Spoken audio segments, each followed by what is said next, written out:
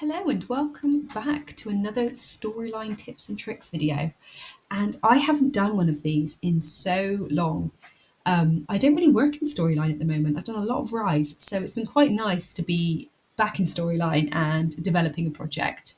And today I've been working on a little activity using a hint button. So I thought this would be a really good piece of knowledge to share with everybody. So in this activity, we have a fictional character, Katie, and the learner is tasked with finding all the examples of AI technology within Katie's house. And there are four to find, so it's a really short activity. So as you can see, this is kind of a hidden object style little game.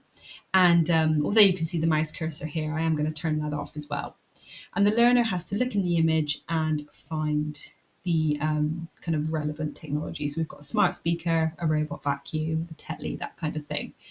And it's kind of been deliberately made to be slightly subtle. So the telly is slightly blurred out, and so is the vacuum. So it's to make it that little bit more challenging. This has also been made to be as accessible as possible. Hotspot activities are tricky when it comes to accessibility, but this one is keyboard accessible and it does have wrong answers as well. So if we click on the sofa, you can see it comes up with a cross to say that they've got the answer wrong. If we find a right answer, we get a lovely little jingle and it's pops up with like a little box giving some feedback and tracking how many they have found.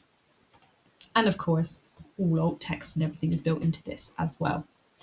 So because this is a kind of hidden object style, I wanted there to be a hint button so that if they do get stuck, which I don't think is likely in an activity like this, but you never know, there was some hints for them. So if I click our hint button, you can see it pops up with a small box and provides just a really short hint for them. So this one is one example is a handheld device.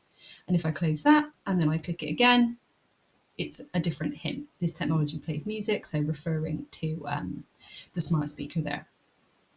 And I've only programmed in 3 hints because this is such a small activity, but you could program in more. And it's just a nice way of steering the learner in the right direction. So the reason I didn't go for a visual cue is that I wanted this to be as accessible as possible. So these kind of little paragraphs can be picked up by assistive technology, screen readers, that kind of thing. But you could combine the two. So I could also have something kind of adding a bit more visual impact with the hint as well, perhaps like an arrow, or this could highlight or something like that. So let's go preview mode and I will show you how I pulled this together. So you probably could do this with JavaScript, but I'm not super well versed in JavaScript, so I wanted to find a kind of workaround that other people who also don't really know a lot about JavaScript could use. So I actually have done this using layers, and originally I started with states, but found that the states were a little bit buggy in terms of getting the variable to do what you want it to do, and layers gave me more freedom in terms of adding extra triggers and just like the layout and things like that. So the first thing you need to do is get your variable set up. So here we've got our variable called hint, and this is just a number variable which is set to a default value of 0.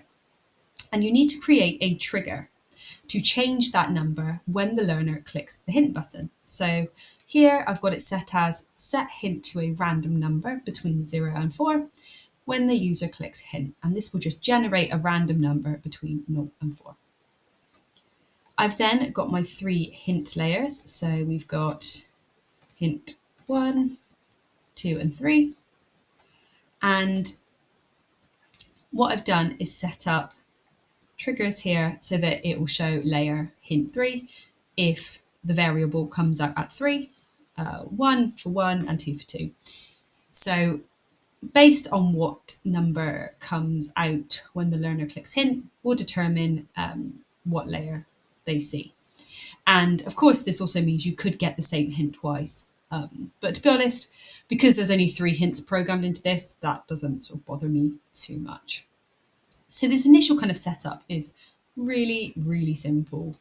We've then got our layers, and as you can see, all you need to do with this is when you kind of close the hint, so I've got a close button here, it resets our hint variable back to 0.